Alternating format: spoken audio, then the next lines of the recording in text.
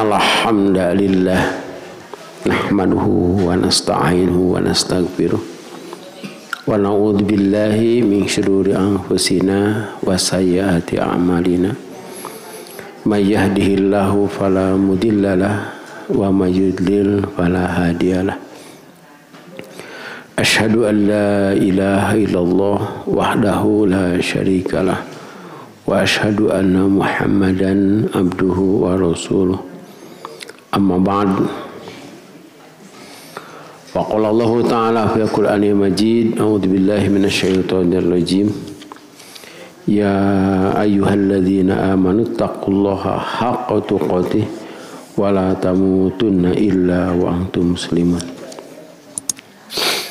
Wa qala Rasulullah sallallahu alaihi wasallam, ittaqillaha haitsu ma kunta wa atbi sayyi'atal hasanata tamhuha wa khaliqin nasa bi khuluqin hasanin.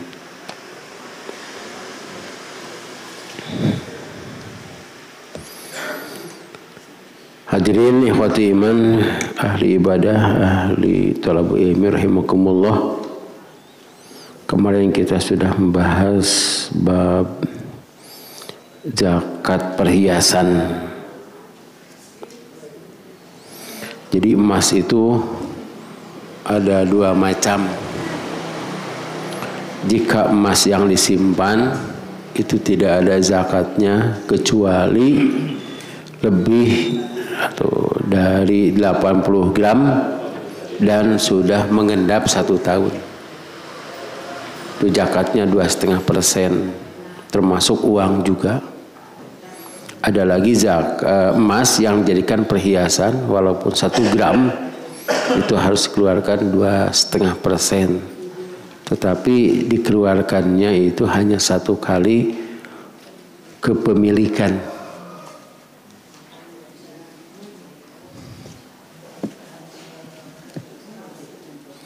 Kemudian sekarang nomor berapa ya? 642. Ini zakat dagang.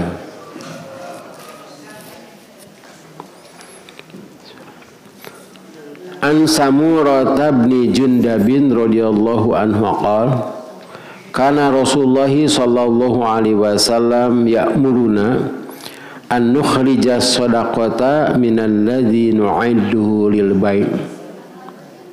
Rawahu Abu Dawud wa isnaduhu layyinun. Dari Samurah bin Jundab, ia berkata, adalah Rasulullah sallallahu alaihi wasallam memerintah kami mengeluarkan zakat dari apa yang kami sediakan buat dijual.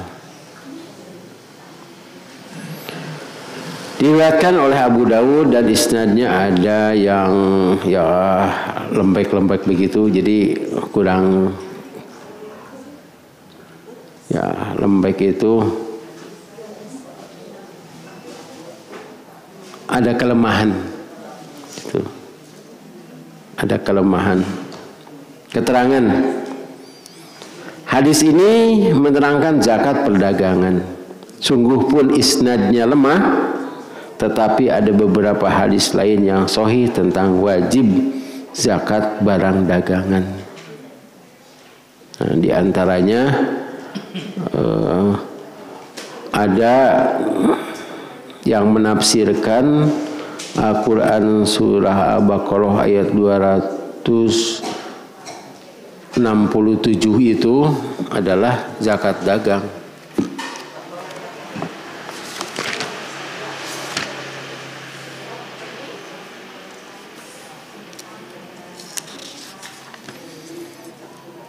Coba diawas. Kewangsarnya. Wahai orang-orang yang beriman, infakkanlah sebagian dari hasil usahamu yang baik-baik dan sebagian dari apa yang kami keluarkan dari bumi untukmu. Janganlah kamu memilih yang buruk untuk kamu keluarkan, padahal kamu sendiri tidak mau mengambilnya, melainkan dengan memicingkan mata enggan terhadapnya. Dan ketahuilah bahwa Allah Maha Kaya, Maha Terpuji. Di sini ada potongan ayat Ya ayyuhalladzina amanu anfiqu min thayyibati ma kasabtum. Infakkanlah dari yang kamu usahakan, yang baik-baiknya yang diinfakkan itu. Jadi infakkanlah yang baik-baiknya atau yang baik dari yang kamu usahakan. Nah, di sini ada dua pemahaman atau ada dua kesimpulan. Yang pertama, kita wajib infak dari usaha kita. Tetapi untuk dagang istilahnya zakat. Sebab pada hadis ini an-nukhrijas shadaqah. Kita kan sudah bahas bahwa yang disebut dengan shadaqah itu adalah zakat. Kalau di sini infak. Karena itu yang diusahakan itu ada dua, ada dagang, ada jasa. Nah, jasa itu istilahnya infak. Sebab kalau jasa menghitungnya dari mana? Misalnya dokter, menghitungnya dari mana? Apakah dari hasil? Nah, kalau dari hasil itu tidak ada dalilnya. Tapi wajib infak. Kewajiban infak ini termasuk zakat juga. Jadi yang lebih umum itu sedekah. Sedekah itu kan dibagi dua, ada yang sunnah. Sedekah itu dibagi dua, ada yang dengan harta, ada yang dengan bahasa tubuh, seperti senyum itu ya masuknya ke sana itu. Kemudian perkataan yang baik. Kemudian yang dari harta itu ada dua, ada yang wajib, ada yang sunat. Yang wajib ada dua. Beri gambarnya. Ada zakat, ada infak. Kalau zakat itu ditentukan hartanya, jenis hartanya, ditentukan ukurannya, ditentukan waktunya, ditentukan penerimanya. Itu zakat. Kalau yang tidak ditentukan namanya infak. Misalnya ada pembangunan masjid, satungtung masjid can anggeus mah eta teras we gitu. Umpamanya di sini sudah zakat semua tapi masjid teh can anggeus wae. Nah, itu mah wajib berinfak, dan infak itu tidak ada ketentuannya. Ada kalanya dirasakan lebih berat daripada zakat. Kalau zakat kan kalau sudah dikeluarkan ya bebas. Nah, ini berapa persen? Ada yang menyatakan ini sudah saja disamakan dengan 2,5%. Nah, disebut zakat profesi gitu. 2,5% dari hasil itu zakat profesi. Itu hanya istilah saja. Jangan sampai bapak-bapak bingung, berita itu zakat infak cenanya. Keluarkeun we. Sebab kadang-kadang infak disebut zakat, zakat disebut infak. Infak itu mengeluarkan, mengosongkan, zakat itu membersihkan. Kalau sedekah sesuatu yang benar, itu sama ketiga-tiganya juga. Tapi dalam rukun Islam dimasukkan semuanya karena zakat. Dan dalam yang umum sebutnya sedekah. Di sini min thayyibati ma kasabtum, dari kasab-kasab kamu yang baik kasabnya, dan yang dikeluarkannya juga yang baik. Itu zakat tijarah ini. Nah, diambil zakat tijarah itu karena ada hadis ini. Kami diperintah oleh Rasulullah Shallallahu Alaihi Wasallam untuk mengeluarkan sedekah, untuk mengeluarkan zakat dari apa yang kami siapkan untuk dijual. Jadi yang disiapkan untuk dijual itu adalah dari modal. Dari modal. Dan ini sudah ada pembahasan, diantaranya di Dewan Hisbah itu dibahas kapan mengeluarkannya. Kita sudah pelajari yang kemarin itu, ada Abbas itu ya, mengeluarkan zakat itu sebelumnya. Jadi boleh zakat dikeluarkan sebelum payu. Tetapi ada kasus kapungkur, kasusnya tak ini mati aya, yaitu tukang dagang minyak tanah. Pada ini mati aya minyak tanah, ya.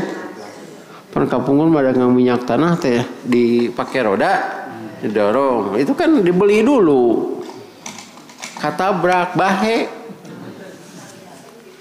Apakah harus zakat juga dari modal? Nah, kemudian diputuskan kewe ari geus payu.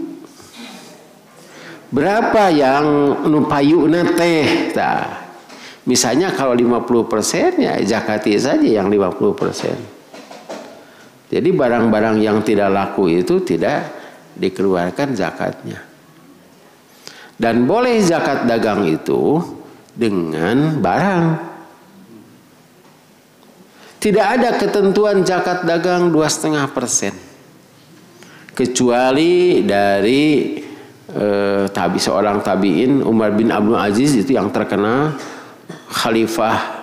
Jadi kalau disebut khalifah itu ada 4 ya, Abu Bakar, Umar, Utsman, Ali. Kalau disebut 5 itu Umar bin Abdul Aziz. Kalau disebut 3 justru Abu Bakar, Umar bin Abdul Aziz. Jadi yang 2 tidak masuk itu kalau disebut 3. Tapi kalau disebut 4, nah Umar bin Abdul Aziz tidak. Tapi kalau disebut 5, Umar bin Abdul Aziz itu masuk. Itu dari Bani Umayyah. Dan Umar bin Abdul Aziz itu cicit Umar bin Khattab. Bapak-bapak, ibu-ibu pernah mendengar ketika Umar bin Khattab ngaronda? Ya, ceritanya gitu ya. Bahwa Umar bin Khattab itu bersandar satu malam di sebuah rumah. Kemudian dalam rumah itu ada percakapan antara seorang ibu dan anaknya, laki-laki perempuan. Anaknya perempuan. Kata ibunya, yang hidup enak itu adalah khalifah, Umar bin Abdul Aziz, Umar bin Khattab, khalifah dia. Kata anaknya, ibu jangan salah sangka. Barangkali beliau mendengar, moal cenah teu apaleun urang sangsara cenah gitu. Nah, kemudian Umar pulang dan membawa dari Baitul Mal itu makanan itu, berikan ke sana. Ini dari khalifah atau dari negara itu. Tuh cenah lamun jelema eta mah cenah gitu. Padahal eta Umar. Urang mah kitu nya kirim cenah teh ku urang kirim. Kemudian juga ada percakapan-percakapan yang lain yang menyudutkan Umar bin Khattab. Nah, yang membela itu anaknya. Kata Umar bin Khattab kepada anaknya, pergi ke rumah itu, di sana ada anak gadis, lamar. Dia orang baik. Jangan dilihat rupanya itu, pokoknya lamar. Yang melamar bukan Ibnu Umar beda lagi. Anak Umar itu hafaz juga itu ya. Kemudian dilamar dan mudah-mudahan menurunkan keturunan yang baik. Setelah itu mempunyai anak perempuan. Anak perempuan terkenal itu, cerita itu terkenal. Pokoknya anak perempuan ini diharapkan akan mempunyai keturunan yang baik. Urang ngadongeng, teraskeun tuh ngadongeng teh. Nah, iya. Jadi kita simpan nu ieu ceritanya. Jo atuh nu ieu tah. Pada zaman Ali bin Abi Thalib terjadi gejolak politik, perebutan kekuasaan. Zaman Ali itu terjadi ada yang tidak setuju kepada Ali karena Ali membiarkan tidak mengusut tuntas terbunuhnya Utsman bin Affan, di antaranya Aisyah. Pada zaman Utsman bin Affan itu ada nepotisme. Jadi yang dijadikan pejabat itu adalah orang-orang dari Bani Umayyah. Termasuk Amr bin As. Dan Amr bin As itu dijadikan gubernur di Mesir. Itu sebetulnya pada zaman Umar bin Khattab juga Amr bin As masih dipakai zaman Umar bin Khattab. Terus zaman Utsman itu 15 tahun jadi khalifah. Kemudian ketika ada Ali, nah terbunuhnya Utsman, maka ini menuntut balas. Terjadilah perang. Nah, kemudian terjadilah tahkim. Tahkim itu pokoknya kita melepaskan dulu khalifah yang ada. Dari Ali bin Abi Thalib mengutus Abu Musa al-Asy'ari, seorang tua yang bijaksana. Dari Muawiyah mengutus Amr bin As. Sok kita copot dulu kedua khalifah ini. Sok mangga sepuh heula cenah. Kata Abu Musa al-Asy'ari, saya mencopot atau kami mencopot kekhalifahan Ali seperti saya mencopot pedang ini. Kata Amr bin As, saya juga mencopot kekhalifahan Muawiyah seperti saya mencopot pedang ini dan saya menetapkan lagi seperti saya memasukkan pedang ini. Oh, itu ahli politik kita teh. Ribut pokok nama. Nah, Muawiyah itu punya anak namanya Yazid. Yazid itu terkena kejam. Yazid itulah yang membunuh Husain. Tapi tidak langsung membunuhnya. Tuh nyai teh dongengna rameng kawade ka Husain dongengkeun tuh. Jadi ya panjang itu lah atuh lalakon lagi berapa puluh tahun dongengkeun 5 menit.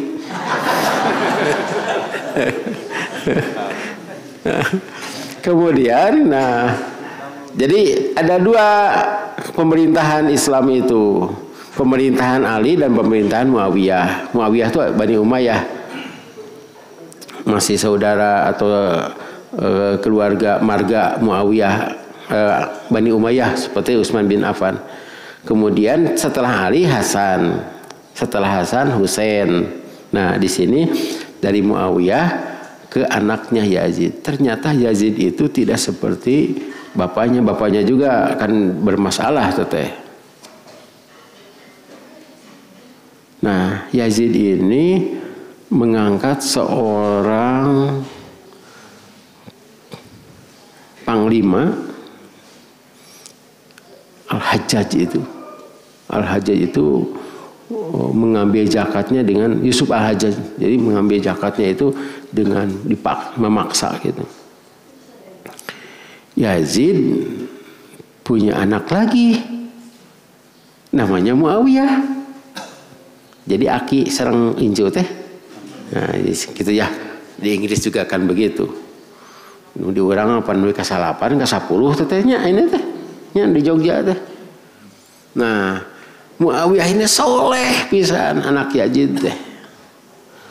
Masyarakat Islam sangat mengharapkan inilah kebangkitan Islam. Tapi bakatku solehnya, saya tidak mau menanggung dosa. Saya mengundurkan diri. Itu bakatku soleh salah tuh. Kemudian ya zaman Yazid teh itu Al-Hakam. Al-Hakam teh kayaknya orang teh heula. Marwan bin Hakam. Marwan bin Hakam teh emangna Utsman teh. Yang pernah menyiksa Utsman ketika Utsman masuk Islam. Utsman bin Affan, Affan dan Hakam itu saudaraan. Nah, Hakam ini punya anak namanya Marwan. Dikarenakan Marwan jadi panglima pada saat itu, dikarenakan tidak mau, maka saya ambil ini kekuasaan. Nah, dari Marwan itulah punya anak Abdul Malik, Abdul Aziz diantaranya itu. Yang menjadi raja setelah Marwan itu Abdul Malik. Nah, pada zaman Abdul Malik itulah Palestina dibangun. Nah, jadi kita lihat yang positifnya saja, dibangun sampai ininya kubah eta teh anu segi 8 teh yang kita sebut itu Palestina atau sebut Masjid Al-Aqsa, padahal bukan Masjid Al-Aqsa. Nah, eta teh dibangun oleh Malik. Saya dulu tidak percaya, ya 80% gitu. Tetapi ketika saya masuk ke sana, ayat kaligrafi banyak, gitu. Seperti ayat Quran. Ketika saya baca, ini dibangun oleh Abdul Malik bin Marwan, gitu. Itu masa kejayaannya. Setelah Abdul Malik, kalau tidak salah, anaknya Sulaiman. Yang Sulaiman ini masih muda untuk jadi khalifah. Nah, dikarenakan masih muda, masih balita, maka dititipkan ke Abdul Aziz. Atau masyarakat Islam teh atau pisan. Abdul Aziz teh katingali solehna. Ari Abdul Aziz teh anak dari perempuan, kalau tidak salah Fatimah tuh, itu yang minantu Umar bin Khattab. Kartos tuh Umar bin Khattab gitu ya. Bukan yang disuruh anaknya itu ya, kalau tidak salah Hafs atau Asim itu. Nah, kemudian ini menikah, ya, menikahi perempuan yang tadi yang ngobrol ya, punya anak perempuan. Nah, Abdul Aziz ketika ditanya, kamu harus segera menikah. Saya ingin menikahi cicit Umar bin Khattab. Cek sararea entong. Eta bakatku soleh. Sebab Umar bin Abdul Aziz itu pernah jadi gubernur Madinah. Ketika ditanya, pan dinasti ya, kamu mau di mana? Saya mau di Madinah. Sebab di Madinah itu sumber Islam. Pada zaman Umar bin Abdul Aziz lah ditulis hadis. Para ulama disuruh untuk mencari sahabat. Tanya apa yang kau ketahui dari Rasulullah SAW. Dicatat semuanya untuk saya. Jadi Umar bin Abdul Aziz itu ya ulama, ya gubernur Madinah. Bahkan Umar bin Abdul Aziz, bapaknya kan Abdul Aziz ya. Bapaknya kan soleh teteh, punya Umar bin Abdul Aziz. Ketika ada berita ke bapaknya bahwa Umar bin Abdul Aziz tidak sholat berjamaah maghrib, bapaknya datang ke Madinah, ditanya, kunaon cenah ieu tos kuramas cenah abdi, jadi kuramas lo ngagaringkeun ieu gitu. Kata Abdul Aziz bapaknya, timiti ayeuna teu meunang dipanjangan tabuuk gunulan cenah. Pan ai ponoknya di kuramas teh garing. Nah, sampai begitu. Kemudian kalau ini kena ke anak ya, kan bapaknya jadi raja istilahnya, jadi khalifah, kan anaknya jadi khalifah lagi. Itu dinasti itu begitu. Nah, dikarenakan ini masih kecil, anak Abdul Malik itu masih kecil. Jadi harus tidak bisa menjadi khalifah sebab belum dewasa.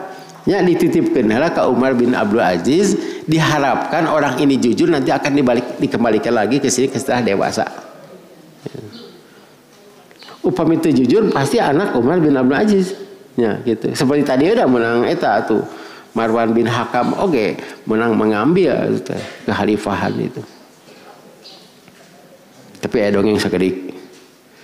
Ketika Abdul Malik jadi raja, kan anaknya jadi putra mahkota. Ya. Tapi masih kecil. Ketika Abdul Malik meninggal, anaknya jadi yatim.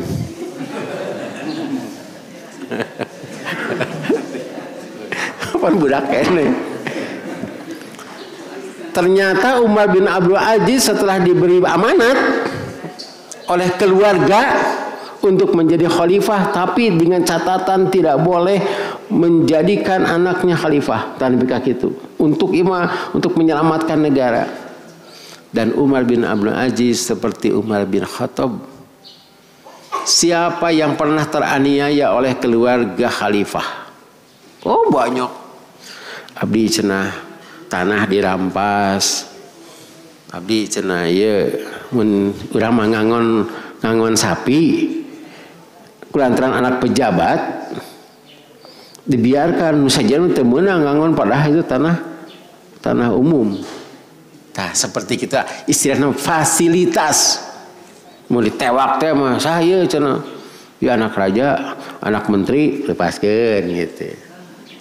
Ayeuna kan riweuh ayeuna teh menteri jeung menteri perebut ka bogoh. Nah,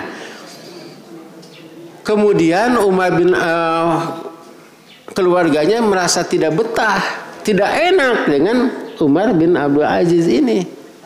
Sementara ini kalau tidak salah Sulaiman itu sudah besar.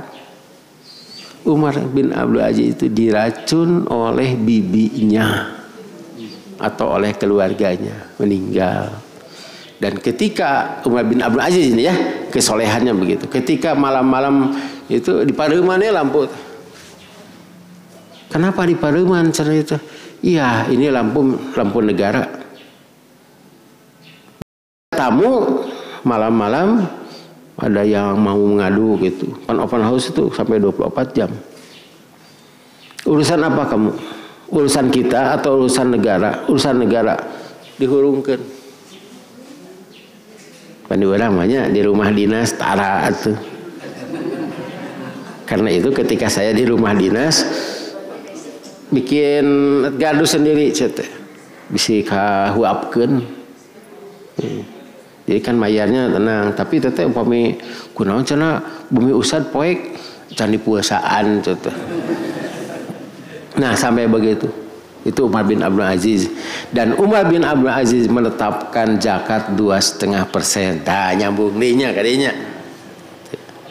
Dan Umar bin Abdul Aziz juga menetapkan boleh zakat fitrah dengan pakaian. Sebab yang dibutuhkan pada saat itu adalah pakaian. Nanti itu dengan kimah itu kesimpulan atau ijtihad Umar bin Abdul Aziz. Jadi Rasulullah tidak menetapkan 2,5%, kemudian sahabat juga tidak ada yang menetapkan. Dan Umar bin Abdul Aziz bukan sahabat, tetapi seorang yang adil. Kalau tidak diceritakan tadi, saha cenah wawanianan jeung naha ulama teh taat ka Umar bin Abdul Aziz. Tapi setelah tahu urutannya begitu ya, itu dan sebagai khalifah beliau tidak mewariskan apa-apa untuk keluarganya kecuali ilmu dan iman. Hadirin rahmati iman rahimakumullah, 2,5% ini juga bukan ketetapan yang harus ditaati ketika ada masalah.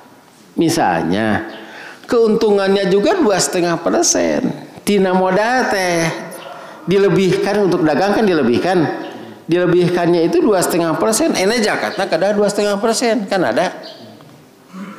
Sepotos dagang naon. Di dia tukang beas teh. Ya. Tukang beas untung teu aya.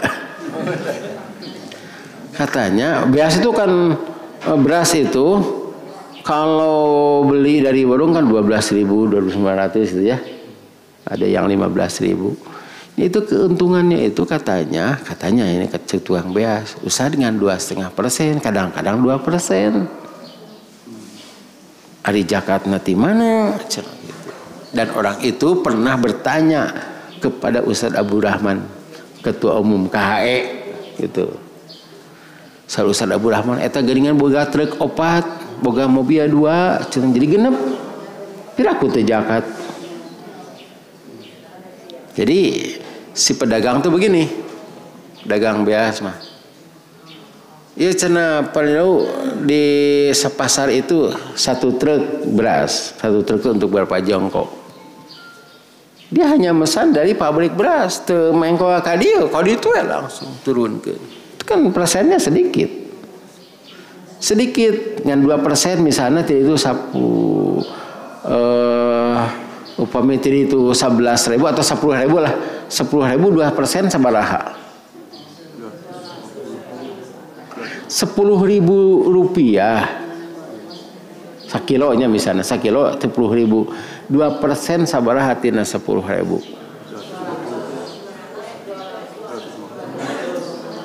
200 rupiah. Ya.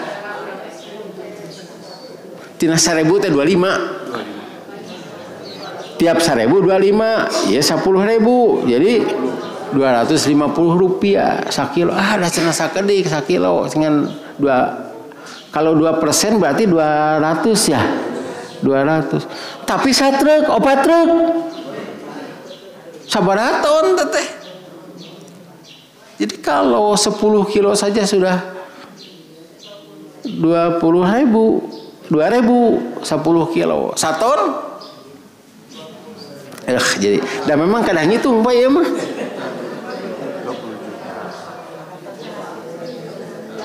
10.000 1 kilo.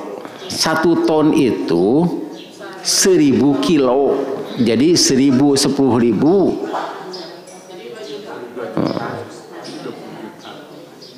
Itu tehnya gitu. Tuh lu ngitung. Ini harus gitu. 2 juta cenah. Ya kalau 2 juta maknya cenah abdi zakat kudu 2 juta. Nah, karena itu ada yang berpendapat 2,5% itu rata-rata. Boleh lebih, boleh kurang. Atau 1%. Nah, tidak 2,5%. Nah, keuntungan dengan 2 juta. 2 juta satu hari teteh 1 liter. 1 liter sabaraha ton itu teh. Pokoknya malah kada we abdi naroskeun tukang beas teh eta. Sebab kasusnya jadinya. Ada lagi yang mendapatkan keuntungan selain itu ya, selain beras ada. Keuntungannya hanya 2%, tapi jumlahnya banyak. Jumlahnya banyak, kalau jumlah banyak sampai puluhan juta itu satu kali transaksi itu modalna teh. Dan zakatnya juga sampai juta keuntungannya sampai jutaan satu hari itu. Kemudian ada lagi kasus. Saya dapat telepon Pak Ustadz, saya itu dagang kecil-kecilan. Berapa modalnya? Dia itu nampaknya ingin menghindari zakat. Tak nanyakeun ka Ustadz oge. Hayang aya dispensasi. Dispensasi ka Ustadz atuh. Karena ka Allah. Ustadz abdi teh modalna teh 500.000. Modal. Iya cenah Ustadz modalna teh. Jadi upami 500.000 2,5% sabaraha? Etang-etang 500.000 2,5% 1.000 teh 25 kali 5 125 naon?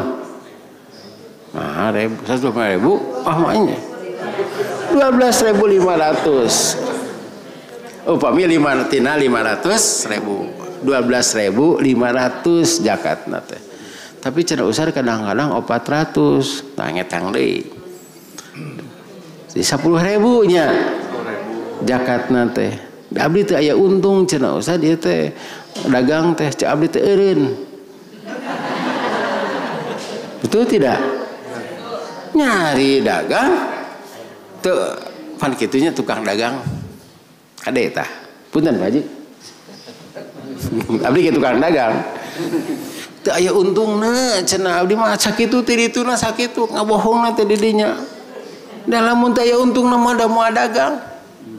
Sudah saja berhenti dagang, alih profesi. Sok jadi buruh. Dan geus kolot. Jadi pokoknya mah kitu we alot ka abdi teh. Nah, sehingga betul saya doakan ini yang 500.000 itu habis. Kemudian kalau dikeluarkan zakatnya itu barokahnya akan ada dan akan berlimpah. Itu kan zakat namanya, zakat itu tumbuh. sedekah itu benar akan berlimpah. Nah, kemudian jika ini barang 500.000, kemudian keuntungannya kira-kira berapa ribu tah? Keuntungan 300.000 teh.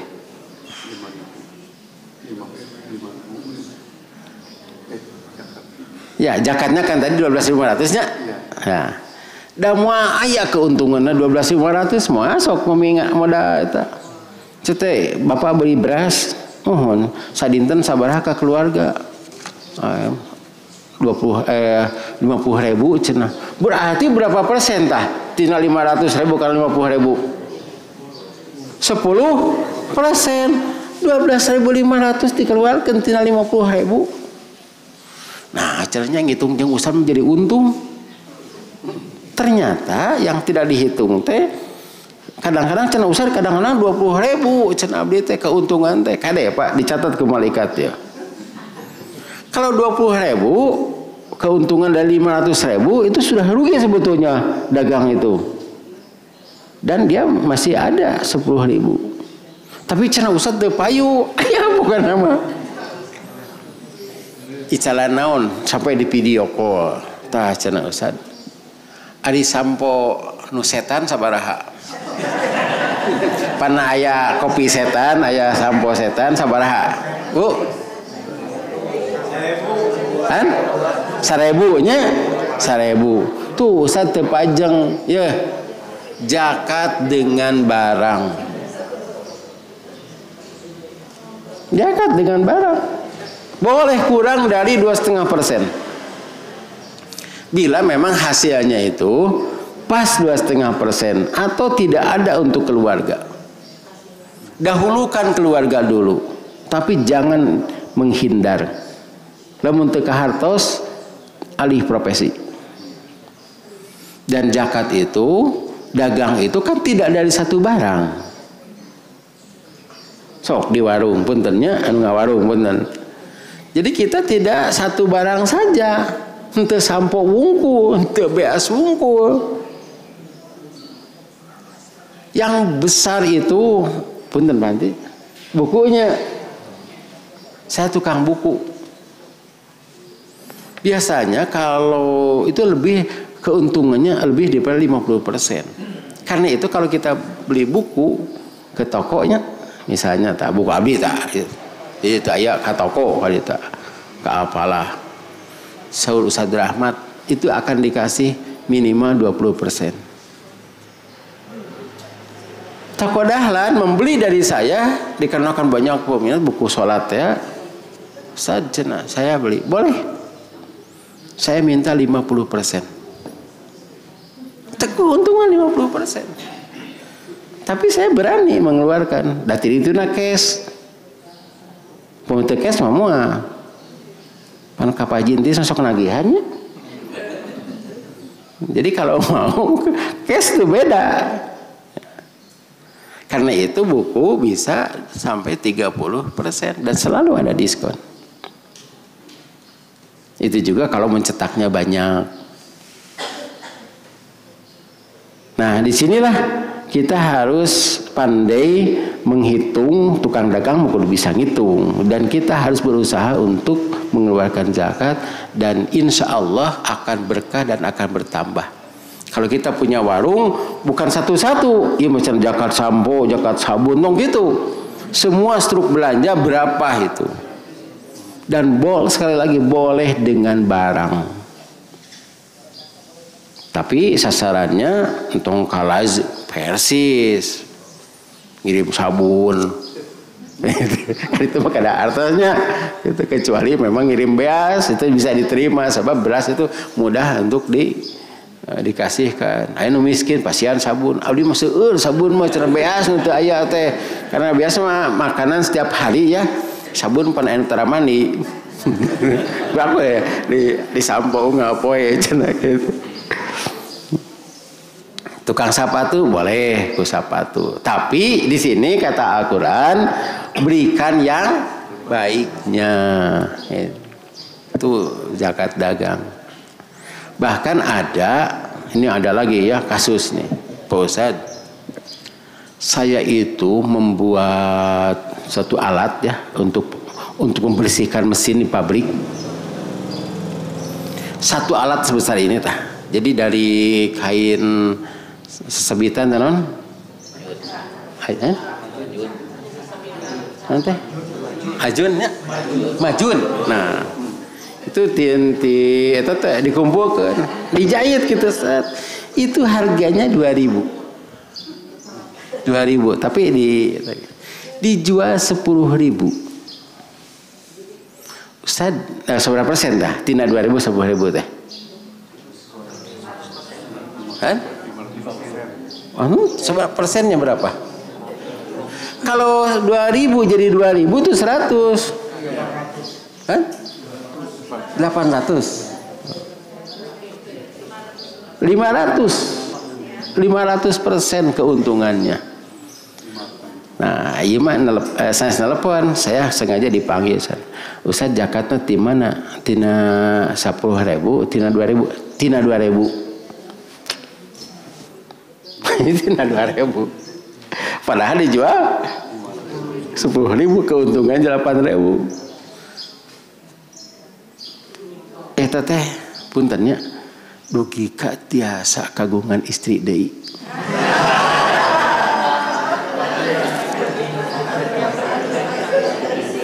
Sebab keuntungannya 500%. Hari nu dikaluarkeun 2,5%. Tina hiji teh 8.000, upami tina 10.000 800.000. Nah, tah gitulah. Pokoknya mah mau modal sedikit, mau modal banyak, ya, tidinya dikeluarkan zakatnya. Dan ini banyak masalah.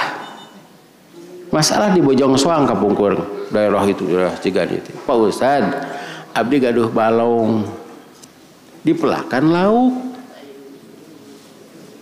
Lauknya diica, pernah gitunya. Dari itu daerah di Gaya diica. Eta zakatna di mana? Apakah perlu zakat? Dengan dalih ini, itu kan usaha kamu. Terus zakat. Nah, zakatna tina ngajual. Sebab perikanan itu di bawah Kementerian Pertanian. Kita ke asup tani cenah. Kesimpulannya pokoknya mah sodakoh we. Ngajual modalnya berapa? Kan itu teh kitu teh si lauk teh sacangkir teh kebul sabaraha hiji itu teh. Kan? Ribuan itu teh. Nu katingalinya dikitukeun. 2 kali itu teh. Tidinya sampai 3 jari simpen dari Ciganitri. Sakabua sabaraha? Sacangkir sabaraha? 30.000. Bener aya praktek kita. Itu. Tuh 15.000 kapungkur, ayeuna 30.000 nya. Nah, pas ya kapungkur ayeuna. Tah ayeuna lauk emas sakilo sabaraha Bu? 25.000. Lauk emas Majalaya, lauk emas Subang. Eta bejana unggul ka abdi mah. Usah nu raos mah Subang cenah. Cita tong beja ari yuk cenah usan nyadina mobil gitu, yuk cenah usan nu raos mah. Tapi diliwat katanya. Aya di cenah raos di ditu. Tak ieu mah lauk kitu. Itu ari tuang urang ka warung we cenah kitu. Alah, teu teuingan ka ustad teh. Nah, itu parabna naon cik? Ada yang di parabnya ayeuna ku cacing. Jadi carana teh balongna teh henteu rata kitu teh menyenduh di tengah teh. Upami di saatan si cacing teh keluar. Cacing teh. Tak sok anu ngalah cacing geuningan di kitu. Ya, itu untuk kosmetik dan untuk para akuarium. Tah, di kitu. Jadi di saatan keluar si lauk teh dalahar narongeng abdi meresep ningalin oge nya ge balong batur si lauk mas teh sing burilak atuh. Ketika saya masuk ke Cigani itu aduh nikah kitu teu di sisi ngahaja mun sisi mah disiuk atuh tak dirinya tak di tengah teh di saatan sakedik cacingna ka luhur pan cacing mah di bawah permukaan tanah tak dirinya si lauk teh parabna eta wungkul selama 3 bulan teh jadi sakitu tah tina tilu jari dicana ka saguling atau dicana ka tirata sabaraha jakatna cek simpuling hitung we modalna sabaraha dan ngajaga eta ge kanggo plastik sabaraha terus 2,5%. Atuh cenah Ustaz seueur pisan keuntunganna itu barokahnya. Da cenah Ustaz seueur nu paeh tah. Jadi nu dibejakeun ka Ustaz nu paehna. Hamana naon? Bogo, lele, lauk sapu, tukang beri. Belut oke teh sebab belutnya pan ngaliang tak tekenging ngaliang make nganggo plastik gitu nya ya balong sisir galanganna nganggo plastik itu hitung berapa modalnya dari sana kemudian apa lagi zakat yang usaha zakat pertanian ya engkol wortel itu 1 kali panen sampai ratusan juta. Satu. Soalnya panen kan sikina kan sakitu diantep. Balong oge diantep. Memang aya hama, ari hama disaguling naon hamana? Kan? Hamana disaguling mah nu nguseup. Ari nyang hareup ka saguling aya jejer ka ditu. Hamana teh. Abi meningali kieu. Saguling cirata itu juga dihitung gitunya. Apa yang tercuri atau yang dicuri itu jadi sedekah. Tapi jangan masukkan zakat sama sedekah biasa. Sebab kalau yang minjam boleh. Ada orang miskin meminjam. Ya, abdi cenah bade mesel lauk can 1 kilo tapi atasna engke teu mayar wae rebetkeun zakat. Boleh. Aduh ya geuningan zakat dagang teh tos kawitna bade ditamatkeun ieu teh aya engke sedekah tatawu kemudian ada sedekatul fitri tuh ada membagikan zakat lagi rupina bulan Ramadan ayeuna Ramadan teh hanya 1 2 3 ya 3 pertemuan sebab pada bulan April saya tidak.